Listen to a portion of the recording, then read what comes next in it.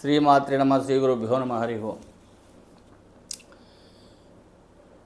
2025-26 విశ్వావసనామ సంవత్సరంలో పుష్కరాలు, అట్లాగే మౌఢ్యాలు, గ్రహణాలు, వీటిని గురించి తెలుసుకుందాం. 2025-26 విశ్వావసనామ సంవత్సరంలో వైశాఖ బహుళ విధియ అంటే 14/5/2025 రాత్రి 8:29 నుంచి 26/5/2025 సోమవారం వరకు సార్ధ త్రికోటి తీర్థ సహిత సరస్వతీ నది పుష్కరాలు జరుగుతాయి. ఈ సరస్వతీ నది పుష్కరాలు ముఖ్యంగా 3 చోట్ల జరుగుతాయి భారతదేశంలో.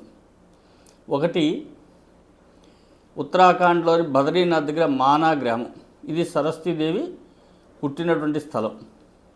2 రాజస్థాన్లోని అజ్మీర్ దగ్గర ఉన్నటువంటి పుష్కర్. 3 త్రివేణి సంగమం. ఈ 3 చోట్ల మాత్రమే సరస్వతీ నది పుష్కరాలు జరుగుతాయి. ఇందులో కొన్ని విశేషాలు ఏమిటంటే, బద్రీనాథ్ దగ్గర ఉన్నటువంటి మానా గ్రామంలో సరస్వతీ నది ప్రత్యక్షంగా పారుతూ ఉంటుంది. అట్లాగే పుష్కర్లో త్రివేణి సంగంలో అంతర్వాహినిగా ఉంటుంది. మానా గ్రామంలో సరస్వతీ నది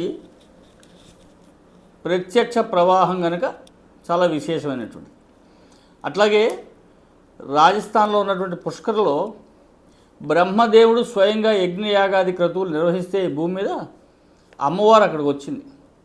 అందుకని అక్కడ పుష్కర్ కూడా అంత విశేషం. ఇక్కడ అమ్మవారు అంతర్వాహినిగానే ఉంటుంది. అట్లాగే త్రివేణి సంగమంలో గంగా, యమున, సరస్వతి మనం వింటున్నది, మనకు తెలిసింది, చూస్తున్నది. ఇక్కడ కూడా అమ్మవారు అంతర్వాహినిగానే వెళ్తుంది. కాబట్టి ఈ 3 చోట్ల ఎక్కడైనా సరస్వతీ నది పుష్కరంలో స్నానం చేయొచ్చు. పెద్దలకి పిండ ప్రదానాది కార్యక్రమాలన్నీ కూడా చేసుకోవచ్చు, చేసుకుని తీరాలి కూడా. ఇక రెండోది మౌఢ్య నిర్ణయం, మోఢమి అంటాం దీన్నే. ఇది 10/6/2025 జ్యేష్ఠ శుద్ధ చతుర్దశి నుంచి 9/7/2025 వరకు ఆషాఢ శుద్ధ చతుర్దశి వరకు 4 రోజులు. ఇది గురుమౌఢ్యం. ఈ గురుమౌఢ్యం జ్యేష్ఠ మాసంలో ప్రథమార్థంలో మాత్రమే ముహూర్తాలు, ద్వితీయార్థం గురుమూఢం రావడం వల్ల జ్యేష్ఠ మాసంలో ద్వితీయార్థంలో ముహూర్తాలు లేవు. ఆషాఢ మాసం శూన్యం కాబట్టి మనకి ఇబ్బంది లేదు. కానీ జ్యేష్ఠ మాసంలో మాత్రం ప్రథమార్థంలో మాత్రమే ముహూర్తాలని పౌర్ణమి నుంచి అమావాస్య వరకు ఉన్నటువంటి 15 రోజుల కాలంలో జ్యేష్ఠ మాసంలో వివాహాది శుభకార్యాలకి ముహూర్తాలు లేవు. అట్లాగే శుక్రమౌఢ్యం విశ్వావసనామ సంవత్సరం మార్గశిర శుద్ధ షష్ఠి నుండి అంటే 26/11/2025 బుధవారం లగాయతూ 17/2/2026 మాఘ అమావాస్య వరకు శుక్రమౌఢ్యం నడుస్తుంది. అంటే ఈ 2025-2026 విశ్వావసునామ సంవత్సరంలో మార్గశిర మాసం, మాఘమాసం వివాహాది శుభకార్యాలకి సంబంధించినటువంటి ముహూర్తాలు లేవు. అంటే వరుసన 3 నెలలు మార్గశిరం, పుష్యం, మాఘం.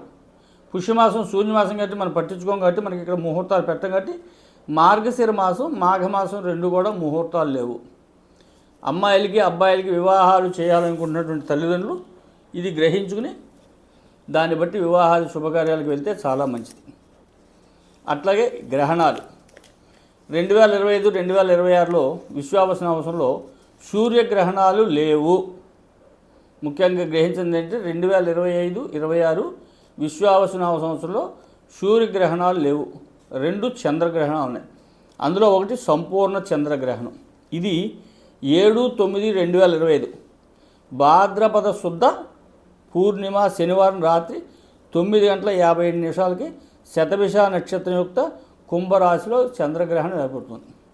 రాహుగ్రస్తం కాబట్టి ఇది ఈ కుంభరాశి వాళ్ళకి, అట్లాగే సింహరాశి వాళ్ళకి, వృషభ రాశి వాళ్ళకి, వృశ్చిక రాశి వాళ్ళకి, కన్యా రాశి వాళ్ళకి కూడా ఈ గ్రహణం యొక్క ఎఫెక్ట్ ఉంటుంది.